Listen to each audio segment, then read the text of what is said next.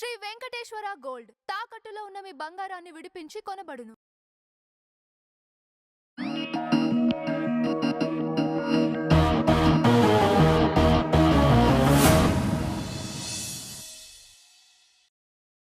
నమస్తే సార్.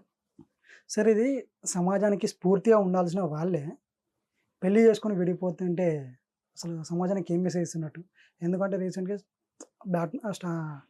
నైనా నెహ్వాల్ అండ్ కశ్యప్ గారు ఇద్దరు విడిపోతూ ఉన్నారు. అంటే వీళ్ళు సమాజానికి మంచి స్ఫూర్తిగా ఉండాల్సిన వీళ్ళు ఇట్లా విడిపోతుంటే ఏంటి అన్నట్టు?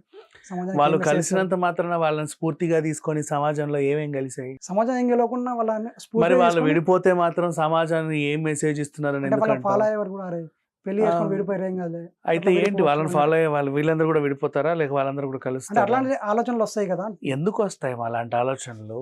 ఇద్దరు కలిసి ఉండాలన్నా ఇద్దరు విడిపోవాలన్నా అది వాళ్ళ పర్సనల్ ఇష్యూ. అది ఉమ్, లోకంలో చాలా విడాకులు జరుగుతూ ఉంటాయి. అవును అర్థమైన అందులో కొన్ని వీళ్ళ విడాకులు అంటే సెలబ్రిటీలు కాబట్టి తెలిసిన అంటే ఫెమిలియర్ ఫేసెస్ కాబట్టి అవును వీళ్ళు కూడా ఓ మై గాడ్ అలా విడిపోయారా నథింగ్. ఓకే చక్కగా ప్రకటన ఇచ్చుకున్నారు వాళ్ళే. అవును 20 years స్నేహం వాళ్ళది, అవును కొన్ని నెలల వైవాహిక జీవితం. అవును ఇక 7 నుంచి సంవత్సరాలు మేము ఉంటుంది. దూరంగా ఉండాలని నిర్ణయించుకున్నాము. ఎవరి వృత్తిలో వాళ్ళు బాగానే ఉంటాము. They are happy. ఎందుకు మనకి దాని మీద లేనిపోని ఇంట్రెస్ట్? ఇద్దరు కలిసి ఉండాలన్నా వాళ్ళ పర్సనల్, అవును విడిపోవాలన్నా వాళ్ళ పర్సనల్. అది పెళ్ళైనా వాళ్ళ పర్సనల్, ఉమ్, సహజీవనమైనా కూడా వాళ్ళ పర్సనల్. ఓకే అంతే. ఈవిడకి ఇష్టం ఆయనకి ఇష్టం ఓకే లేదా ఈవిడకి ఇష్టం లేదు ఆయనకి ఇష్టం లేదు ఓకే కదా. ఓకే ఇవి ఇద్దరు మాత్రమే తేల్చుకునే అవును అంశాలు. అవును మనందరం ఎవరం వీళ్ళని ఉద్ధరించడానికి? ఇప్పుడు చెప్పు. వాళ్ళు వాళ్ళ పర్సనల్ లైఫ్ని మేము ఇద్దరం విడిపోతున్నాం అని చెప్పేసి ప్రైవేట్ చేయడం ఎందుకు? అదే వాళ్ళ ఇండివిజువల్గా ఉండి అంతే ప్రైవేట్ చేయడం ఎందుకంటే నిన్ను నన్ను మాట్లాడుకోమని కాదు వాళ్ళు ప్రైవేట్గా ఆ, పెట్టుకుంది. బేసికలీ ఇప్పటి వరకు ఫాలో అయ్యే వాళ్ళు ఉంటారు కదా, సడన్ గా వీళ్ళు ఎక్కడన్నా ఒంటరిగా అనిపిస్తే అడ్డమైన రాతలన్నీ రాస్తారు కదరా, అడ్డమైన రాతల్లారా ఉమ్, ఇక నుంచి అవి రాయికి చావకండి, ఉమ్, మేము ఇలా ఇలా విడిపోవాలనుకుంటున్నామని మీకు చెబుతున్నాం, ఇంత దీన్ని వదిలేయండి.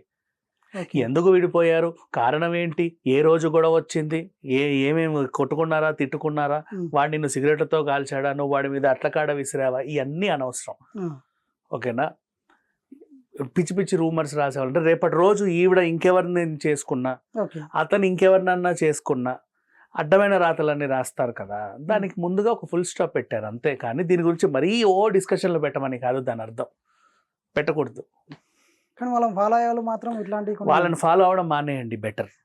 ఇట్లాంటి చర్చలు పెట్టుకోవాలి అనుకుంటే ఫాలో అవడం మానేయండి. లేదు వాళ్ళ గురించి ఏమన్నా ఆమెలాగా నువ్వు బ్యాడ్మింటన్ ప్లేయర్ ఏదన్నా అవ్వాలి. ప్లేయర్ అవ్వాలనుకున్నా, లేకపోతే కశ్యప్ లాగా నువ్వు ఇంకో స్థాయికి ఎదగాలనుకుంటే ఫాలో అవ్వండి. ఆ, లేదు వాళ్ళ పర్సనల్ లైఫ్లో రోజు రోజు ఏం చేస్తున్నారో అదే మాకు కావాలంటే మానేయండి ఫాలో అవ్వడం. కానీ నిజానికి ఏంటంటే సెలబ్రిటీలు ప్రైవేట్ తీసుకురాకుండా ఓన్లీ పర్సనల్ గానే వాళ్ళ వెళ్ళిపోయినాక వేరే వన్స్ వాళ్ళ పెళ్లి పబ్లిక్ లైఫ్లో, చేసుకున్నాక వన్స్ పబ్లిక్ డొమైన్లో ఉన్న తర్వాత వాళ్ళ జీవితాలన్నీ ప్రైవేటే కాబట్టి చెప్పుకునే అవసరం వాళ్ళకు ఉంది కాబట్టి చెప్పారు. కానీ మనల్ని డిస్కస్ చేసుకోమని కాదు. కానీ ఈ విధంగా కూడా ఆలోచించవచ్చు కదా. ఏ తర్వాత పెళ్లి విధంగా అయిపోయినాక వేరే కూడా ఆలోచించకూడదు, తప్పు. అది వాళ్ళ పర్సనల్. ఎలా కూడా ఆలోచించవద్దు. ఓకే